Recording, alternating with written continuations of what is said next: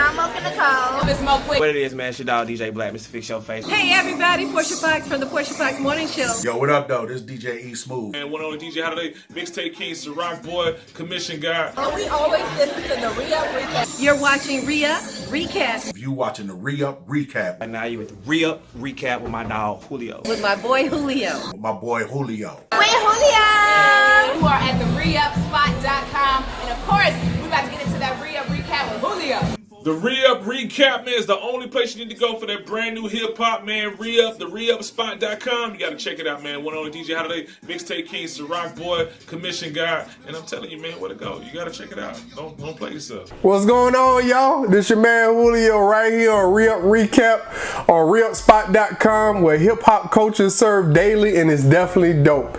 Happy Mother's Day to all the mothers out there. That's why this is going up a day late, because I had to do stuff for the women in my life. I think everybody enjoyed themselves. Thanks for all the fellas for helping pull it off. We did a great job once again. You know, we do our thing. We still waiting for them to catch up to us. Yeah, anyways. But yeah, shout out to all the lovely ladies in my life. Those who inspire me, those who are there to nurture, yeah, I guess, and be that shoulder and that person I can talk to in different situations, whether it be my wife, aunts, mothers, you know, cousins, whatever the case may be. Thank you guys, and to all the ladies out there, happy Mother's Day to you. If I don't know who you are, happy Mother's Day. Hopefully you got to celebrate it with somebody special in your life. So yeah, Mother's Day was yesterday, and to no surprise, our president, Agent Orange, that big shithole, he celebrated and went out in astounding fashion by giving his mother all the praises in the world. Yes, he did. Daddy's little girl. Yep, he sure did. Donald Trump himself, yep, he gave his mom all the praise in the world, but failed to mention anything about how great of a mother his own wife is. So you POS. For everybody who don't know what that means, you piece of shit. This lady stood by you and you have cheated on her, and it's come out and has not said a word. Now, I don't know if that has shit to do with her prenup or not, but nonetheless, she put up with that shit that you call a body. Bruh, for you not to say anything nice about her, how the fuck do you fail at every fucking thing you do? You sit up here, and the one thing that is easy to do, look over at the lady to your left or right, wherever the fuck she's standing that day trying to be away from you and easing out of the picture, and say, Happy Mother's Day. You're doing a wonderful job with our son Baron. Thank you for everything you do. Thank you for standing by my side. Thank you for making it look like this marriage is together when we can really see that it's not. You fucking failed. Thank you for doing that, sir. But yeah, I mean, there's other news. Caitlyn Jenner, the woman of the year, now she doesn't want to give shout outs to other mothers in her family. She left old Chloe out, and Kim, she gave a shout out to, but she didn't give one to Courtney. It made news. Who the fuck cares? I mean, be happy with yourself. Don't look at other people for happiness. So if they didn't give a shout out, I mean, who the fuck really cares? I mean, I guess it affects them personally, because you would think you want that praise from a person in your life. But for us, why do you care that they don't give a shout out? I know I don't give a fuck. I mentioned it because it came across the screen when I put in Mother's Day. So yeah, happy Mother's Day to all the mothers out there. You know, salute you guys. It is a tough job, especially as a single, if you're a single parent, which that seems to be a rolling theme that we need to put an end to. I can happily say that I am happily married, but I'm not going to say you should stay married just because for the kids or anything else. You should be happy in what you do. I'm happy at mine. That's why I'm still married. Nonetheless, I digress. Happy Mother's Day to everybody. Hopefully you got to enjoy the day. Now moving along into other news. Last week, Childish Gambino dropped This Is America. It basically rode the wave of Kanye, and I don't know if he did that shit like seen the Kanye shit and just shot the video, or it was already planned, but that shit worked out with spectacular fashion and timing.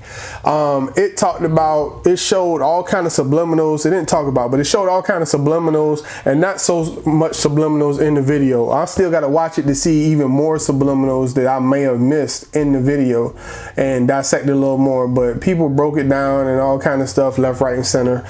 But of course, nobody can let anything live by itself. Everybody has to piggyback off of it, and now it's another version that came out, and they're calling it, they're basically saying they colonized it. It has a white woman singing / rapping in it. I haven't watched it. I turned it on real quick. I seen her rapping in it, and I didn't really watch it. I guess I'll tune back in and see what's going on with it, just to see what funny shit, if they did anything in it to parody it, and so forth. But yeah, so I think it was perfect timing. I think it's a great video. I don't know if it's something you necessarily blast in your car driving around. You know, that ain't a song I would necessarily do that, but I like the video. And the crazy part is now, for me, I don't know how y'all feel about it, videos are starting to actually draw me to the songs as opposed to me seeing the song and ready for the video. The video's actually starting to do it, and Drake is the one who, for me, who did it. Nice for What, which was an ode to women, which I thought was a dope video, actually made me like the song more.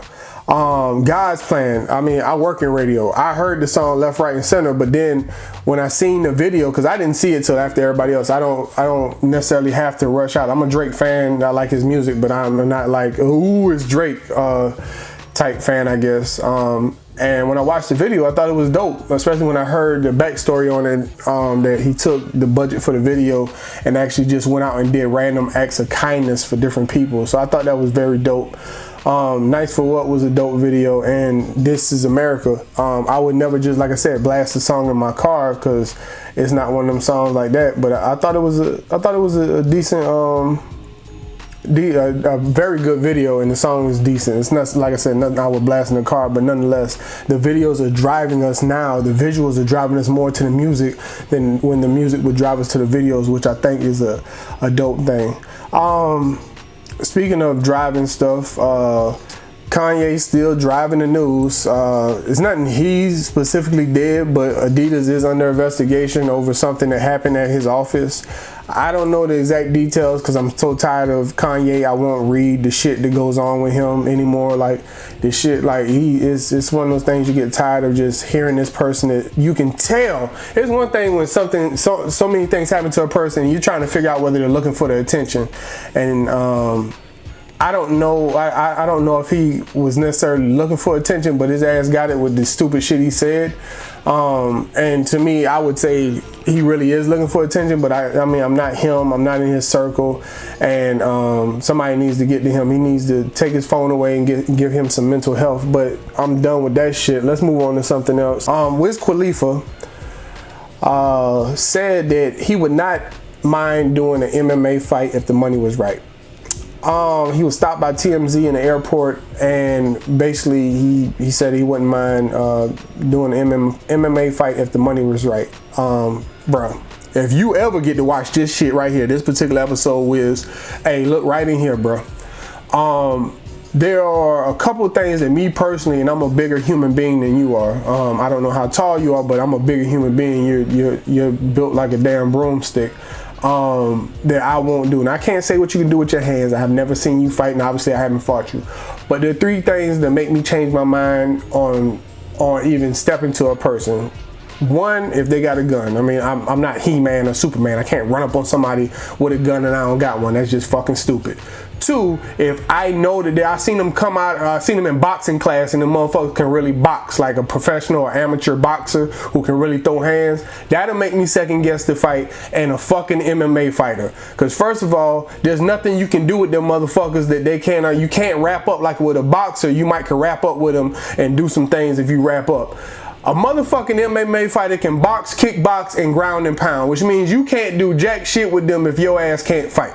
So I don't know how good of a fucking fighter you are, but what I am telling you is, motherfucker, you don't want to step in. You better off taking that boxing match with fucking Mike Tyson. At least you'll be able to fucking walk out of the ring. Them motherfuckers might break your fucking ankles and shit, and you won't be able to walk for the rest of your life. So what I am saying to you, sir, is don't do that shit to yourself. All money ain't good money.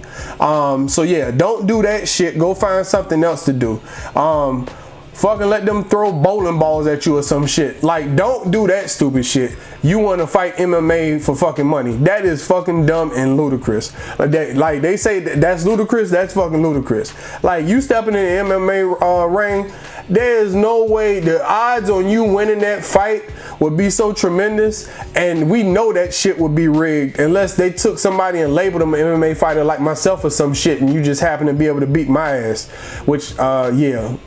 Probably not gonna happen. Now the MMA fight, I get to wrap up with your ass. It's a wrap, partner. I outweigh you by like fucking 100 pounds. So it's not really happening. We gonna wrap up. You ain't gonna box the shit out of me. Fuck that. But nonetheless, you getting in the MMA ring is not gonna happen. That's like fucking Kevin Hart winning the tall challenge. It just ain't gonna happen. He could be in there with a fucking room of dwarfs. It's not gonna happen. So yeah, please don't do that shit. I like some of your music. Keep it pumping. Don't stay in your lane. Like LeVar Ball says, stay in your lane, son. Stay in your fucking lane. That is not you. Hey, so moving on to sports. I'll start with basketball, end on a big note, I guess. Some big shit that just popped off not too long ago. I told y'all that the Boston Celtics in the last video were not they weren't mature enough to deal with winning in the playoffs, and my statement proved to be right, because as soon as they won game 3, they're walking off the court in the locker room and you hear somebody shout out, "Where's LeBron? Bring LeBron on." Now, there's two trains of thoughts to that.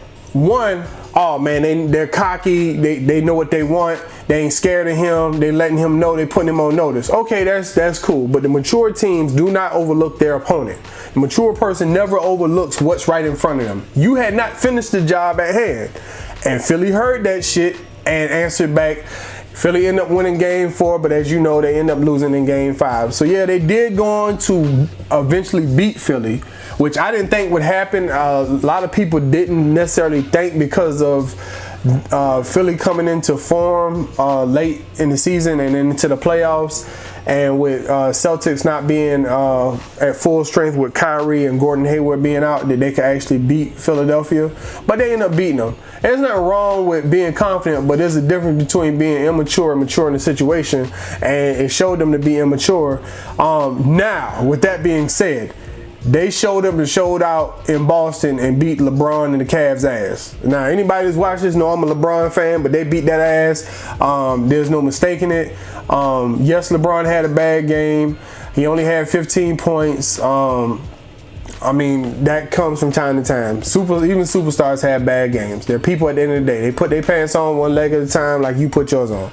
So nonetheless, they're entitled to have bad games. You just don't want them to have a bad game in the playoffs. You want them to always have a good game, but realistically, that's not going to happen. I mean, you can look at any of the greats throughout time: Bill Russell, Michael Jordan, Shaq, Kobe. No matter who you name, none of them have had perfect playoff runs, because they did. They would have all won every championship every year of their career, and we all know that shit didn't happen. So he had a bad game. My prediction still stays the same. In the East, I think the Cavs will prevail in 5 to 6 games. I'm saying 5, which means the next 4 games Cleveland will win, but it may go as far as 6. Hell, it could even go 7, but nonetheless, I think the Cavs will end up winning the East. Now, out in the West, like I told you before, it could be any man's game between Houston and Golden State. Now, the believers will have you, the people in the know would have you believe Houston doesn't stand a chance. I think they do. I know they got the number 1, and that's not why I'm saying. I just think they do. I mean, based on how deep their team is, and they got some veterans on there who can give you something. Eric Gordon, Joe Johnson. Now they're way past their prime. I'm not gonna say Eric Gordon's way past his prime, but Joe Johnson definitely way past his prime. But he still got something in the tank. Trevor Ariza's still giving you something. You got CP3 and James Harden. Capella's giving you something. So they have a shot. It's not like they don't have a shot. They won the number 1 seed, and they did this based on Golden State. I mean, the theory is based on Golden State having all the injuries they were dealing with. So that's the theory of why Houston won. That's what people would tell you why Houston won. I can't say for sure that's it, but I do know this. Anytime you face a team like Golden State, and they're a great team, I don't necessarily dislike them. I'm just not a big Draymond fan. I think I think he brings a great thing to the table. With teams, I've come to the conclusion that every team, some kind of way, shape, or form, even if it's just a nice guy just getting mad in the game, every team needs a bully in a series. If you looked at the Pacers series with Cleveland, Lance Stevenson is their bully. With Golden State, Draymond Green's their bully. He's the one that will get up in your face, and he's the controversial one. He's the one that people always point the finger at.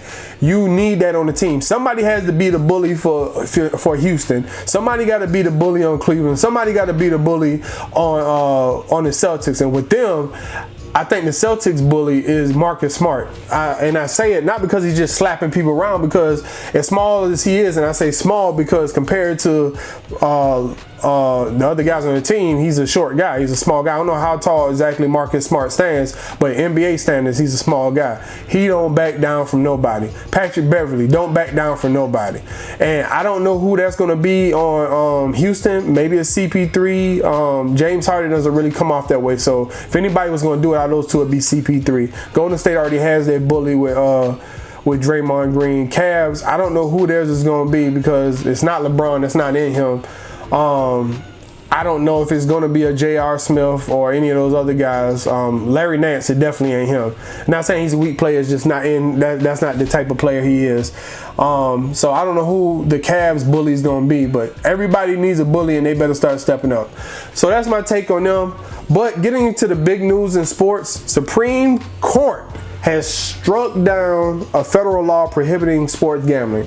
Basically, what that means now is sports gambling is now where it can be legal in every state. The states just have to put it in place where you can actually gamble on sports, which for Vegas is a bad thing, because nobody now people don't have to. They have to make it more favorable for you to come to them. Because why would I come way to Vegas if I live in a place like, I think they say New York or one of those states, some other state is going to be the first one. Let me see. They said the first state that is going to do this is New Jersey. New Jersey is going to be the first one. And it's funny because now whether they really exist or don't anymore, the mob, like, it's always tied to New York, New Jersey. I mean, The Sopranos made us believe that they exist really in New Jersey and New York. I'm not saying they don't. I believe it does. Seriously, I really do believe it exists, especially after everything you see with all the documentaries and stuff. I don't know if they really still have the same pull that they once had, but nonetheless, it's funny that sports gambling would move to New Jersey, one of the first places. And it's funny because that's where the mob is, and supposedly they got their hands in Vegas. Now they're about to have their hands in New Jersey. If they're still around and they're still pumping like that, New Jersey is where they're going to have their hands. So it's funny to me to see how that shit's going to play out. Me, I don't necessarily gamble like that. I will occasionally put down a couple juice boxes, put a couple bucks here and there on some stuff. But yeah, I think that's big in sports. Now it's up to the teams. They have to watch their players even more so we don't have another Pete Rose incident. If you don't know who Pete Rose is, Google him. He bet on his own team while he was, I think, playing and coaching. So look him up, and they banned him for baseball from life. He can't get into the Hall of Fame, even though he's one of the greatest baseball players to ever lace up a pair of cleats. That's it for the Re-Up Recap right here on reupspot.com. Thank you for tuning in. Make sure you come back every week and check us out. This segment, like every other one right now, is sponsored by King Brand. Thank you guys for sponsoring the segment. Make sure you go check them out. Come back every week, man, right here on reupspot.com, where hip hop culture is served daily, and it's definitely dope. You know, if I'm involved, it's definitely dope. So come back every week right here, reupspot.com, Re-Up Recap. I'm your man, Julio. Peace.